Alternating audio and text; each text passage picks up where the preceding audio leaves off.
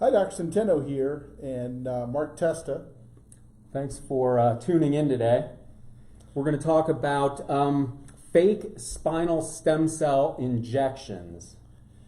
Yeah, so this is a hot topic right now because I have been kind of hanging out in Facebook groups trying to get a sense of what people are asking, what patients are asking.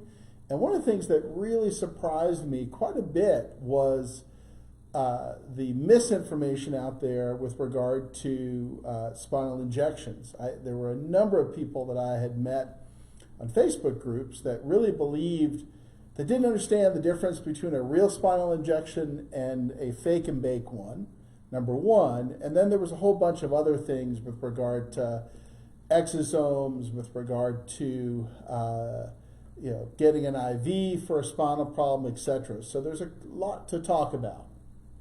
Right, I'm excited to hear about this because you've even mentioned it. So many people are getting probably just trigger point injections and being told they're spinal injections. And there's somebody who claims to have done 2,000 intradiscal injections. And is all that really necessary? Yeah, so let's go over that because it's an interesting duality. Let's first go over the idea of a trigger point injection versus an actual spinal injection. So you can inject muscles, and that's called a trigger point injection. And traditionally that was done with anesthetic, and it's real simple to do. You can teach someone how to do a trigger point injection in a matter of minutes, literally. I mean, very, very easy procedure to perform.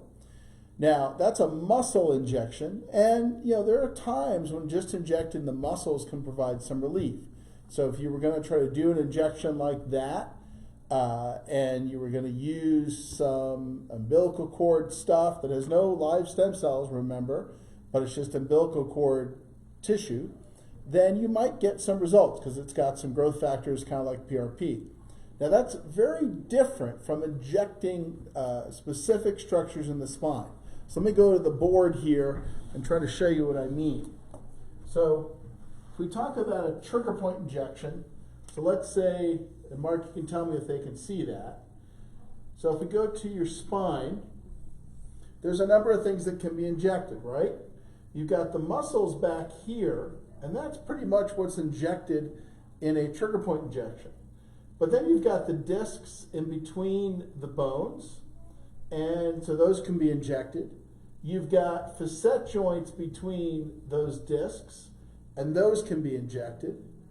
And then you've also got other structures like ligaments back here, ligaments that hold the head on, ligaments in the front. So lots of different things can be injected. And you can also inject around the spinal nerves themselves, and that's called an epidural. So if we look at all the different things that can be injected, what's really bizarre is that we have patients who are getting trigger point injections, which take no expertise. Medicare pays $60 for a trigger point injection. They're getting charged thousands of dollars to inject these birth tissue products into the muscles, not understanding that the other structures that might need to be treated, like the facet joints, the discs, the nerves, the ligaments, are not being injected or treated at all. And that blew me away when I was on these Facebook groups, that patients didn't understand the difference between a simple muscle trigger point injection that's worth about $60, that they were paying $3,000, $4,000, and $5,000 for, versus an actual spinal injection that requires usually x-ray guidance, years of expertise and training. So I could literally teach anyone in 15 minutes to do a trigger point injection, but it takes years to learn how to do these other things. That's what blew me away. And I don't know if we have any questions right now. I'm happy to answer those, and then we'll go on to sort of the next subtopic. Yeah, Precious has a question sort of along these lines. She's had a platelet lysate injection with Dr. Williams, and in the next few weeks is going to get an intradiscal stem cell injection. Wonder about the riskiness of that versus the PL epidural. Yeah, so that's a great question because I think that goes to Mark's other point that he brought up before. So we've talked just now about the super simple stuff that people are getting just overcharged out the wazoo for, which is a trigger point injection, versus actual spinal interventional care. And now we're going to go into the next level, and that is injecting into discs. Because injecting into discs is special. And it's special only because of its risk matrix. So there's about a 1 in 200 chance when you inject into a disc that you can get what's called a discitis. That means an infection in the disc is stirred up. Now, it's usually not that it's introduced from outside or due to bad technique, but it's mostly that there are bacteria that live in the disc called P. acnes that can get just stirred up like a hornet's nest. And that happens about 1 in 200 times that procedure is performed. So there are times, excuse me, it's getting over a cold. There are times when you need to inject the disc. And there are things that work really well when you do that, but you always need to make sure that you understand that risk is there. So I'm sure if Dr. Williams has recommended an intradiscal injection, he's pretty certain that that's what needs to happen to get some results. And he didn't start there.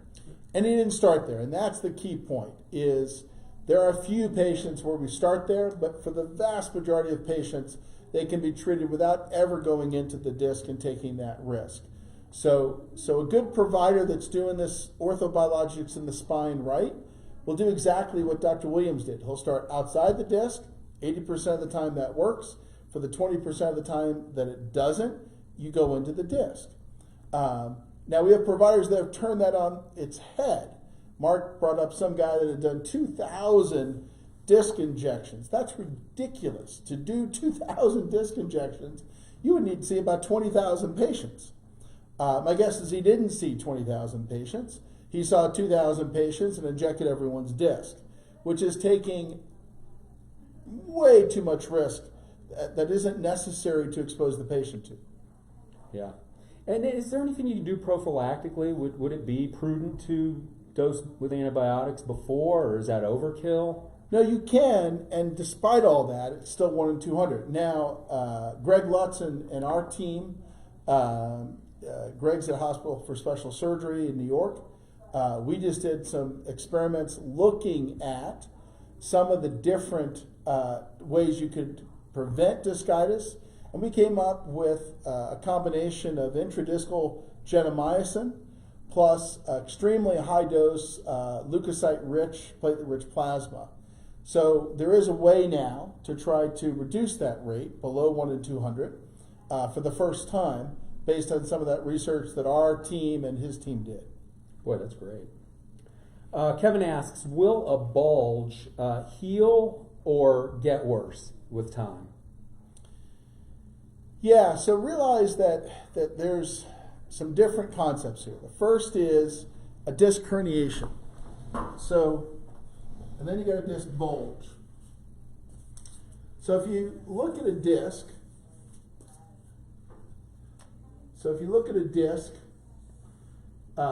it's what lives between the vertebra. So this is a vertebra, that's a vertebra, this is the disc. And it's got like a jelly center, and then it's got a tough fibrous covering on the outside. So this is called the annulus fibrosus, and this is called inside the nucleus pulposus. Now, the most important thing here is that if this nucleus, the jelly stuff, squirts out, that's called a herniation. Now, the interesting things about herniated discs is that the body tends to clean them up pretty nicely. Sometimes they don't get cleaned up and they need help, but for the most part, that works out really well. The body will clean those up.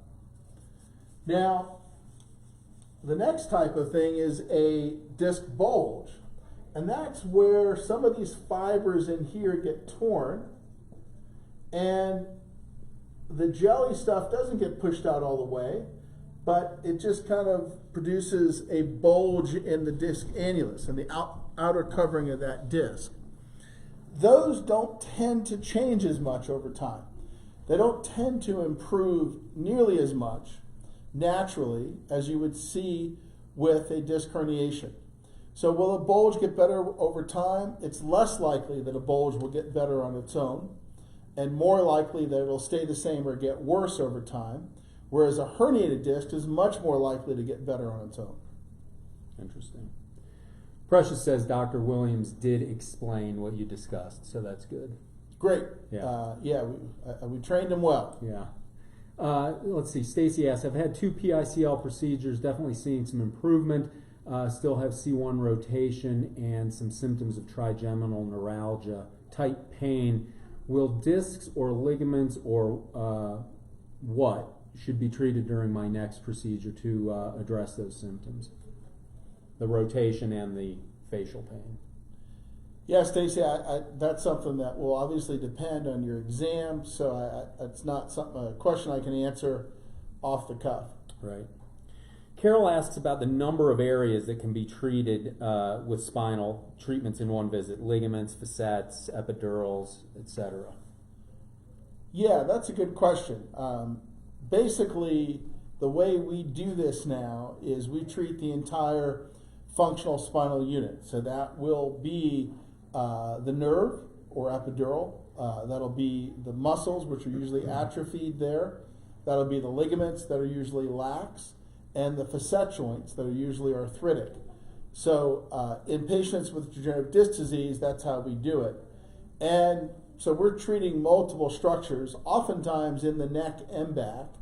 So there are some of my spinal procedures, as an example, where I'm treating the neck, the back, the right hip, throwing some PRP in the knee and adding in an elbow to boot. So that's pretty common that we'll do those multi-site procedures. That's great. You treat the whole unit that way because, we've seen when you just do an epidural, it doesn't address everything. It doesn't, and that's what we've learned through the years. Randy asked, what treatment would be best to prevent further arthritic change? Yeah, now, Randy, do you mean arthritis in your knee or in your spine? But bottom line is, usually arthritis like that is caused by instability. So the body basically throws the bone spur there to try to stabilize the spot. And so, literally getting diagnosed as to what's unstable and trying to treat those ligaments aggressively would be the way to get rid of that kind of bone spur or osteophyte formation. Great. Kevin asks, he's got a grinding sensation when he turns his head, neck is really tight. Should he not turn his head to prevent wearing out the joints, the cartilage? Is that leading to arthritis? No, Kevin, I think you should turn your head. Range of motion is critical. Now, what you certainly can do is to work with a physical therapist on getting those neck muscles stronger, or literally, as simple as it sounds, just doing slow, careful cervical range of motion exercises, rotating all the way to the right, to the left, extension, flexion, and doing that a number of times a day for 5 minutes or so to get those small muscles turned back on to try to get better stability. And if that doesn't work, obviously, you can work with a physical therapist to do the same thing. Stephen asks, is it crucial to get IMS needling post-stem cell treatment to stimulate atrophied muscles, or will they come back online on their own after the ligaments are tightened? Yeah, oftentimes what we're doing is we're injecting those muscles with platelet plasma during the procedure, and that is very much like an IMS session with growth factors laid down. So I think that's really all that should be necessary. Now, if it's a recalcitrant problem and the muscles clearly aren't working, then getting intermittent IMS can help. Randy mentions, we addressed cervical spine, range of motion, etc. Or no, that was with someone else. But the bone spurs, it's in his low back. Low back, yeah. Back. So Randy, I think the focus there is really focusing on those ligaments and getting those ligaments tightened down through orthobiologics and probably repetitive procedures to get as much stability as you can get. And then obviously working in physical therapy on getting those muscles turn back on, the deep multifidus there. So if you've got questions regarding stem cell procedures, platelet, PRP procedures, musculoskeletal things, feel free to pop them in here. We're answering those. We're focused a little bit more today, but not solely on fake spinal stem cell injections. Now, I saw someone doing this in an office, just on like a massage table, and a lot of areas were marked with like a marker. Were they doing spinal injections when I saw that? Yeah, so again, those are usually muscle trigger point injections. Obviously, all of those type of injections should be done in a medical facility. So what is that? That means that obviously there's a certain type of flooring, there's a certain type of setup, you've got the ability to sterilize the area. For real spinal injections, those are obviously done in an OR type setting, whether that OR is in a private office or that OR is in an ambulatory surgery center or in a hospital. But those are different. They've got different levels of sterility. The bed's designed differently. There's guidance there. There's a crash cart available. There's the ability to thoroughly cleanse the area and prep the area, etc. So it's a completely different setup.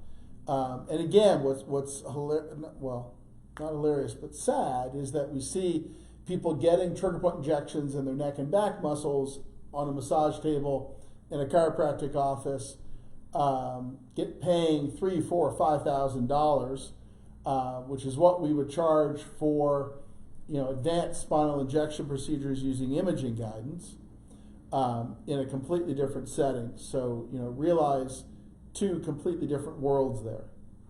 So I'm curious, in that kind of setting, something could go wrong. Especially if you're over the lungs or...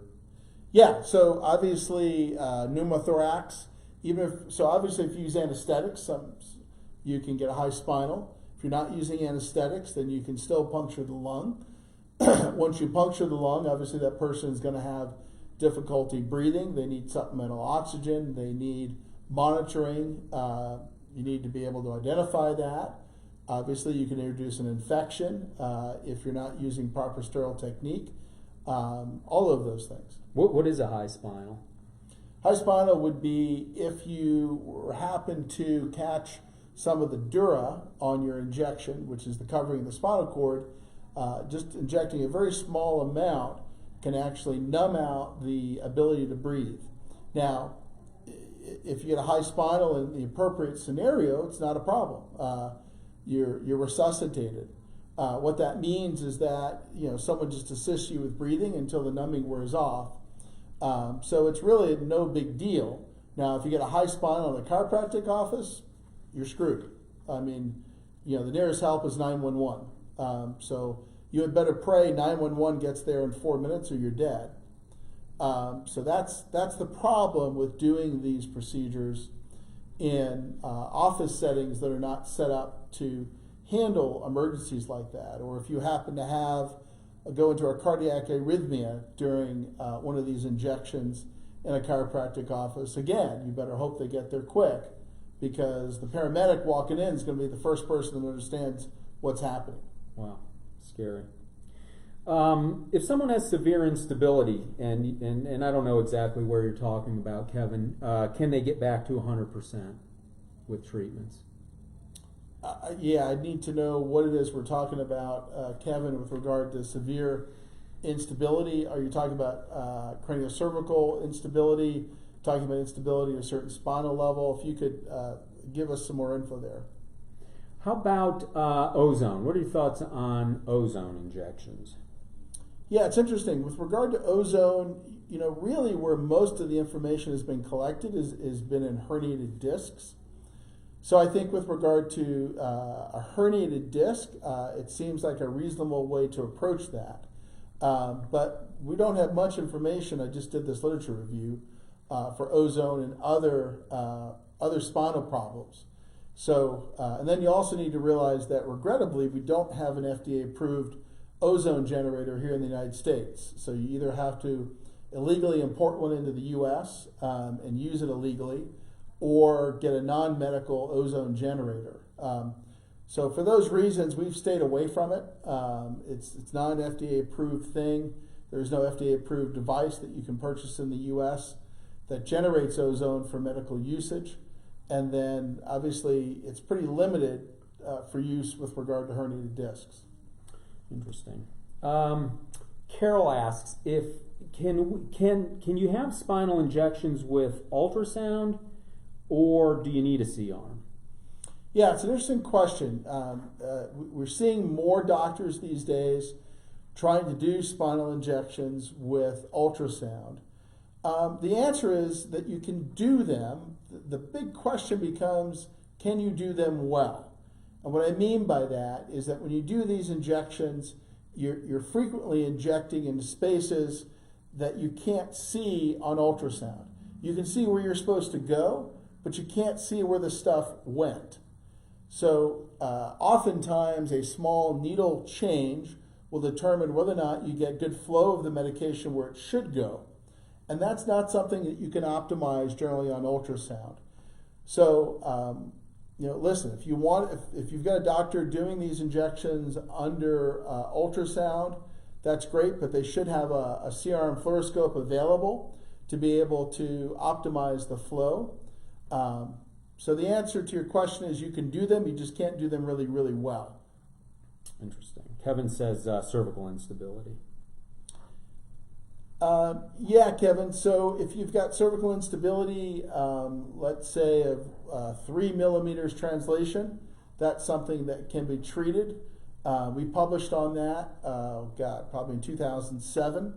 So if you just go to PubMed and type in my last name, Centeno, and cervical instability, that should come up.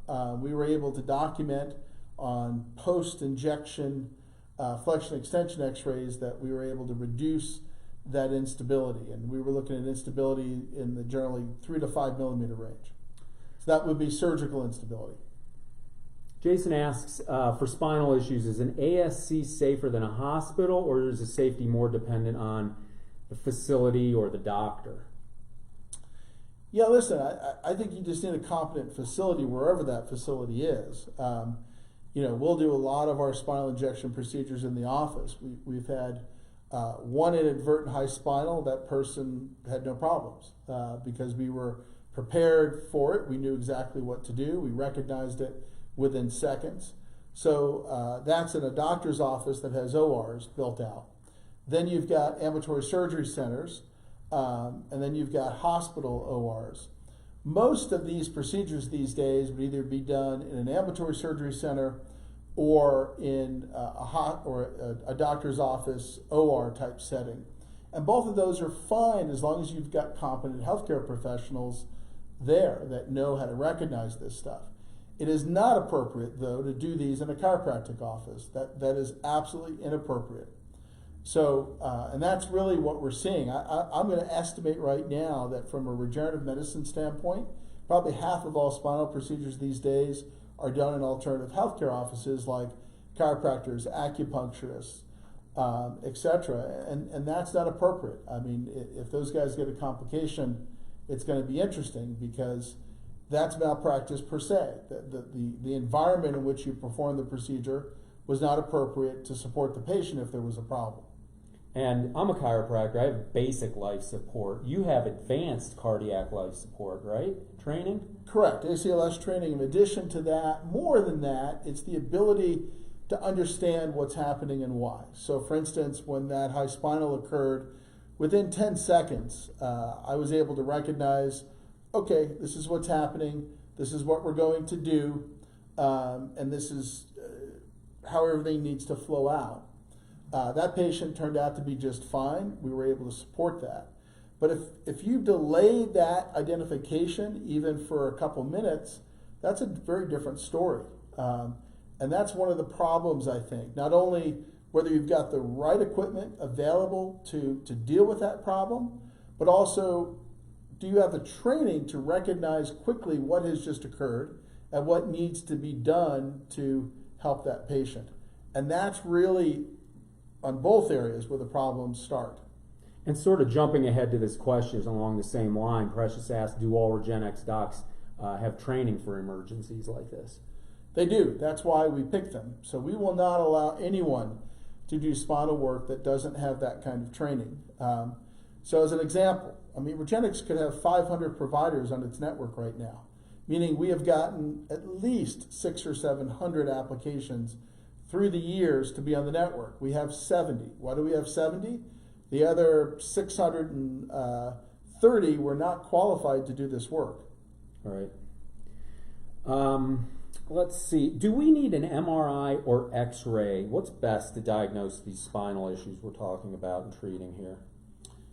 Yeah, for most of our patients, we like to see MRIs. Obviously, there are certain things like a dynamic motion X-ray or flexion extension X-rays that can show some things that most MRI machines can't. So MRIs generally are standard, but there are sometimes when we get other things as well. I'm sorry, your name slipped past my comments, and this is a vague question. Maybe differences between Regenexx and same-day procedures. Are there differences for this? Right. Yeah, so, that's a good one, because when it comes to this type of stuff, if you've got a chronic disc bulge that won't go away, Regenexx is the way to go. That's the culture expanded procedure that we do through a licensed facility in Grand Cayman. If you have just a disc bulge with degenerative disc disease, then that's generally not Regenexx. That's more a platelet-based procedure. If you've got a tear in your disc that's causing pain, or what's called a high-intensity zone on MRI, or also what's called discogenic pain, then a same-day stem cell procedure is more appropriate. So again, that's one of the unique things that we do at Regenexx. You walk into one of these crazy clinics and it's stem cell this, stem cell that, stem cell this. All we've got here is a hammer, so everything looks like a nail. Not the case with the way we approach these spinal problems. You might be a better candidate for platelets, which are much less expensive, or same-day stem cells, or cultured stem cells, depending on the specific problem you have, and based on the data we've collected through the years. For probably 70% of spinal patients, platelet therapy works just fine.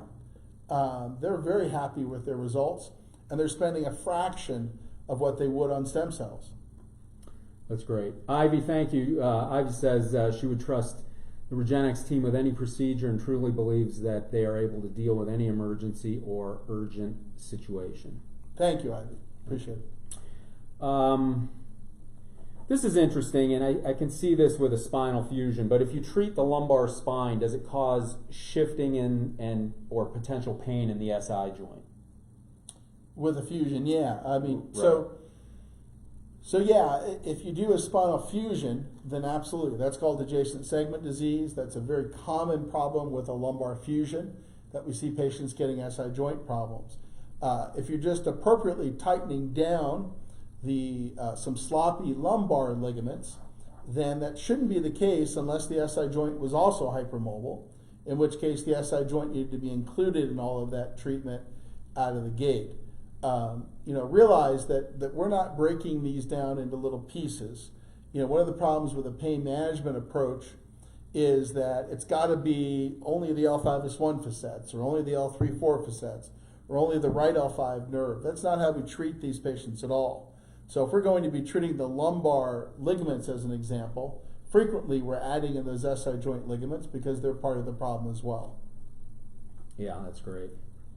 Kevin asks about thoughts on platelet procedures versus stem cells for posterior cervical spine instability.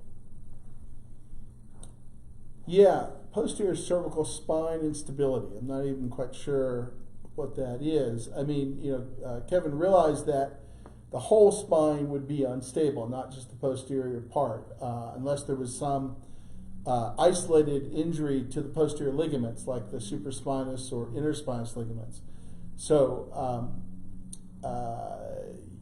for the most part, for our cervical instability patients in the lower cervical spine, what I mean by that is from C2 down, we are using platelet-based therapies 90% of the time, and only 10% of the time do those patients need a stem cell based procedure. I'd like to encourage you, if you know somebody that you work with or a loved one who deals with spine pain, because it can be unrelenting and difficult to really get a handle on, please share this with them and let them know that there are good providers doing really good work and could maybe offer solutions. They can find a provider on the Regenexx website. So I'd like to encourage that, because I've seen, as a chiropractor, way too much care that has not been very effective. Right into what Stacy says, whiplash-associated disorders are running rampant in this country. Most doctors don't really know how to treat it well. Can we get on, do a report with Dr. Gupta and get the word out about our treatments? Yeah, I don't know. But I would certainly agree with you that that neck injuries, as they relate to car accidents and things like that, are huge. And not only that, but sometimes it takes a number of years for it to show up. We've seen that a lot with our CCI patients. They have a distant, bonk on the head during a car crash. Maybe 4 or 5 years later, things start to show up. But you're right, there's a lot of it, and it goes unrecognized, and the doctors don't know what to do with it. They'll send you to physical therapy. If you fail physical therapy, and if you've got something impressive on your MRI, you'll get surgery. If not, you'll just go into this weird no man's land of opioids. I'm curious about what can you do with somebody after they've maybe had a fusion or a discectomy? Is there something else we can offer? Yeah, so probably about a third of the patients we see have had a prior surgery. So we see that a lot. So as an example, for fusion, we have a little technical difficulty there. It doesn't look like it. I mean, Okay. it's frozen here, but it's still coming through. Let me refresh here, but Okay, so for cervical fusion, as an example, we'll frequently treat adjacent segment disease. So that means that you're fused here, and the level above and the level below end up getting too much force and get worn out. So I can't get rid of the fusion, but I certainly can go ahead and help those level above and level below hang in there. all right. It does look like we have a little technical difficulty, but we'll keep going, although the questions aren't coming through. Let's see, what else? I know you work with chiropractors, so with spinal issues. When would you recommend, like a chiropractor maybe recommend a platelet type procedure, or can they adjust after a procedure, or what are your thoughts on that? Yeah, so we work with a lot of chiropractors, and generally, they can adjust before and after these procedures. So we don't really place any type of prohibition on that for the most part. Okay, those questions ran through too quick to grab. All right, well, we may have to wrap this one up a little bit short, just having some technical difficulty here on our end. I hope this has been beneficial and come through better on your end than it did on ours. Any final words here on fake spinal stem cell injections? Yeah, I think the big thing is just to realize that injecting the spine is something that takes a lot of expertise. It requires x-ray guidance. If you want to throw ultrasound in there on top of that, we use both frequently. So there's a couple things to look for to make sure that, number one, this is not happening in a chiropractic or acupuncture office. It's happening in an OR-like setting. Number two, that you have imaging guidance, fluoroscopy and/or ultrasound. And then number three, that the doctor that's doing this work has had special training. It's not appropriate to get a spinal injection from a nurse. It's not appropriate to get a spinal injection from a physician's assistant. This is stuff that requires that people go through entire fellowships to learn. And it takes a long time to really understand how to do this work well. So those are the things I'd really focus on, is if you're going to get a stem cell procedure in your spine or a platelets procedure, You just got to make sure you're not getting scammed, and that is trying to just do a little homework to make sure the person doing this really has a sense of what it is they're doing. Right.